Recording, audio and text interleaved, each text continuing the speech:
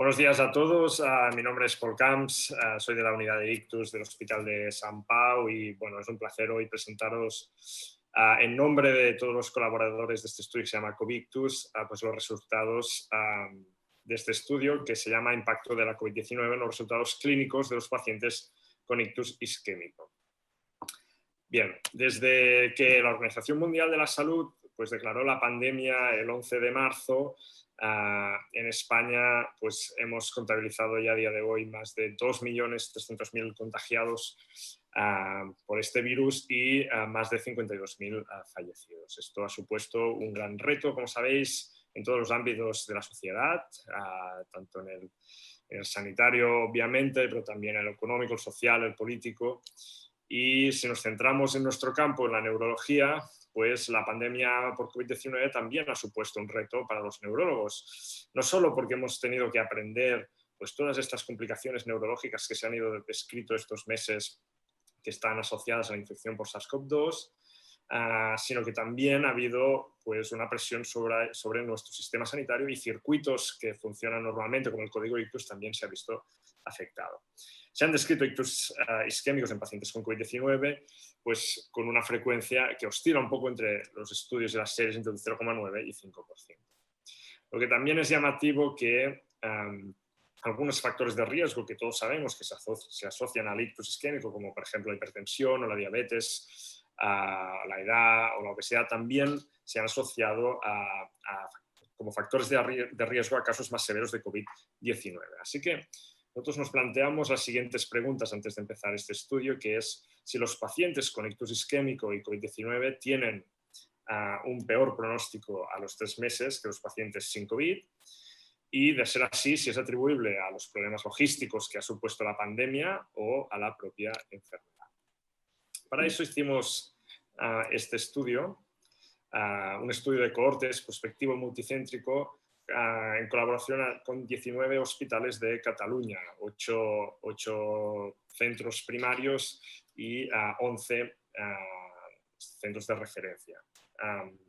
8 terciarios de ictus y 11 de referencia de ictus. Hicimos un reclutamiento consecutivo, prospectivo, desde marzo de 2020 hasta el 15 de mayo, durante la primera ola de la pandemia. Incluimos pacientes adultos con un ictus isquémico reciente, menos de 48 horas, y con un ranking previo entre 0 y 3. Excluimos las hemorragias y también los AITs, definido pues, como una focalidad de menos de 24 horas y sin lesión en la neuroimagen. Básicamente los pacientes los reclutábamos, como he dicho, consecutivamente, eran pacientes todos con un ictus isquémico y los clasificábamos según estaban o no infectados por el SARS-CoV-2, según el resultado de la PCR. Como era el inicio de la pandemia, la primera ola, no sé si recordáis, pero no todos los pacientes tenían PCR en aquel momento, así que también pacientes que no tenían una PCR disponible, pero que no tenían ninguna sospecha epidemiológica ni tampoco radiológica de infección por COVID, pues también se clasificaron como negativos. Y las dos variables de estudio que nos planteamos a estudiar es el ranking de estos pacientes a los 3 meses y secundariamente pues la mortalidad a los 3 meses. Respecto al análisis estadístico que nos planteamos hacer 3. Básicamente, para estudiar nuestro variable principal, nuestro primary outcome, hicimos primero un shift analysis para ver la distribución del ranking a los 3 meses entre ambos grupos, es decir, COVID positivo, COVID negativo, y calculamos la common odds ratio mediante regresión ordinal. Aquí hay un fallo en la presentación, fue con ordinal. Y también hicimos un análisis multivariante mediante regresión logística, dicotomizando esta variable en 2, como normalmente lo hacemos en los estudios de ictus, pero con una variación, es decir, nos planteamos una buena clase funcional, era una puntuación 0,2 en aquellos pacientes que previamente tenían un ranking de menos de 3, pero también consideramos un ranking favorable 3 si el paciente previamente tenía un ranking de 3. Y finalmente, para el resultado secundario, la mortalidad, pues hicimos un análisis de supervivencia mediante curvas de Kaplan-Meier y regresión de Cox. Ahora paso a presentaros los resultados. Durante estos 2 meses de estudio, en estos 19 centros, se reclutaron 701 pacientes con ictus isquémico, con una edad media de 72 años y el 60% eran hombres. 91 pacientes, el 13% de nuestra población de estudio, fueron diagnosticados de COVID-19 por una PCR y 610 pacientes fueron clasificados como COVID negativo. Fijaros que de estos 610, 206 no tenían PCR. Ahora parece raro, a la primera ola de la pandemia, pues como sabéis, no todos los pacientes tenían una PCR disponible. Os voy a enseñar algunos datos interesantes de la población, no todos por ajustarme al tiempo, pero bueno, diros que entre los dos grupos, el que es COVID positivo y el COVID negativo, estaban bastante bien ajustados en cuanto a edad, sexo y factores de riesgo vascular. Insisto, no os lo pongo para ajustarme en el tiempo. Por lo que hace la severidad del ictus, como veis, pues los pacientes que eran COVID positivos tenían tendencia a tener mayores puntuaciones de NIH tanto a nivel basal como a las 72 horas. En lo que hace a datos de laboratorio, pues algunas alteraciones que ya son conocidas que se alteran en la infección por COVID, pues estaban más presentes en la analítica en los pacientes COVID positivos que en los negativos. Por ejemplo, la hemoglobina está un poco más baja en los COVID positivos, también había mayor linfopenia y la coagulación pues también estaba mayormente alterada en los COVID positivos de forma general respecto a los COVID negativos. Pero después, en lo que refiere, por ejemplo, acceso a los tratamientos, una primera observación interesante que vimos es que el número de tratamientos, tanto de trombectomía mecánica como de RTPA, pues eran parecidos en ambos grupos. A nivel de activación del código ictus, tampoco detectamos diferencias significativas. También fueron atendidos de forma similar por un neurólogo. Los tiempos fueron similares en ambos grupos.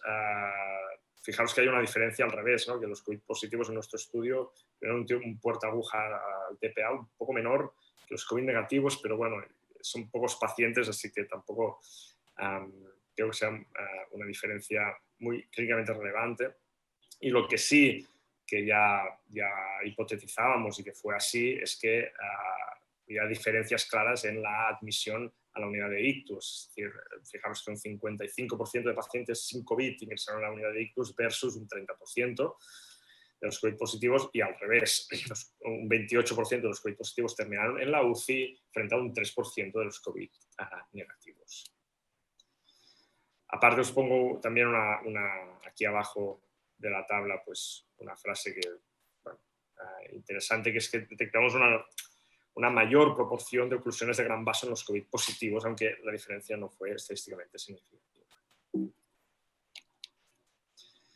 Esta gráfica me gusta especialmente porque da una imagen de cómo evolucionó esta primera ola de la pandemia, y fijaros que durante la primera parte de marzo, pues los COVID positivos, esto es ictus, esta gráfica muestra los ictus que íbamos reclutando, pues fijaros que en las primeras semanas de marzo hasta un 41% fueron COVID y después fue bajando la proporción de COVID positivos hasta que al final del estudio, en la primera ola, después del confinamiento total, era un 0% el número de ictus con COVID. Y estos son los resultados de nuestro primary outcome. Como veis, 639 pacientes de los 701 incluidos pues, completaron el seguimiento y vimos que la odds ratio, como odds ratio para el otorgamiento de un punto en el ranking en presencia de COVID fue de 2.26 y esto era estadísticamente significativo incluso después de ajustar por edad y NIH. No obstante, si nos fijamos bien, este cambio en la distribución, ¿no? En el shift analysis va sobre todo a expensas de un gran exceso de mortalidad, como veis, en el grupo COVID. Así pues, cuando dicotomizamos a nuestra población a ranking favorable o desfavorable, vimos que en el análisis multivariante mediante regresión logística, la infección por COVID no mostraba una asociación independiente de otros factores que tenían estos pacientes, como la edad, la diabetes, el NIH basal o el haber ingresado o no en la UCI. O sea que básicamente en el shift analysis sí que veíamos diferencias, pero cuando dicotomizábamos no. Y creemos que básicamente el motivo es esto que os digo, ¿no? de que cuando veis cómo se distribuyen los rankings, claramente sí que hay una simetría, pero es a expensas de una mortalidad elevada, ¿no? De un ranking 6, mucho más frecuencia en los COVID. Y esto pues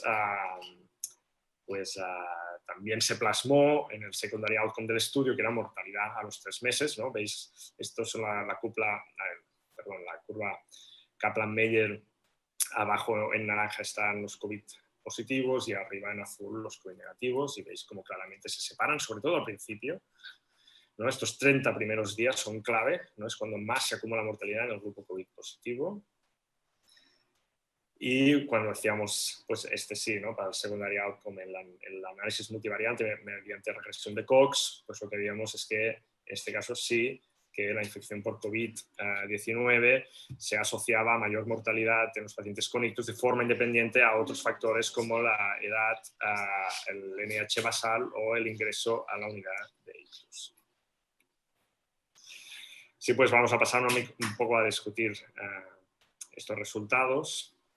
Bueno, básicamente en nuestro estudio encontramos que los pacientes con ictus y COVID positivos tenían ictus algo más severos, con NIH más alto y con más frecuencia de oclusiones de gran vaso. Observamos a los 3 meses una tendencia a tener un peor pronóstico funcional, pero sobre todo a expensas de una mayor mortalidad.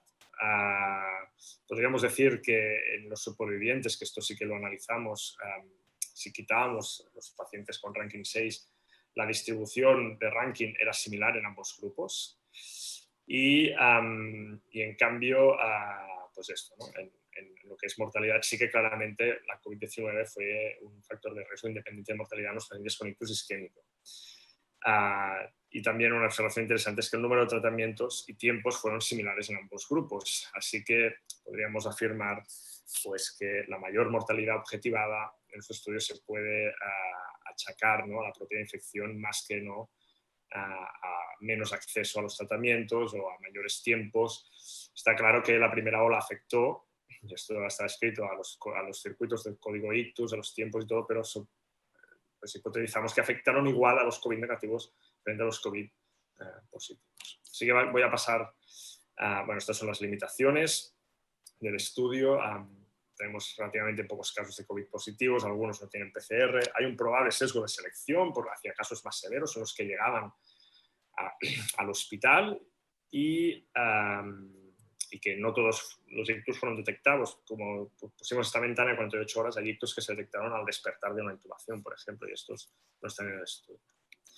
Voy a pasar a las conclusiones. Podríamos decir que la infección por SARS-CoV-2 en pacientes con ictus isquémicos se asocia a mayor mortalidad de forma independiente, que el pronóstico a los 3 meses de estos pacientes está condicionado por el exceso de mortalidad, sobre todo durante el primer mes, y no parecen existir diferencias significativas en la recuperación funcional tras el ictus entre los supervivientes. Y nada, solo esto. Durante la primera ola de la pandemia, el acceso a los tratamientos en nuestro estudio fue similar en ambos grupos y los tiempos también. Y muchas gracias a todos por la atención.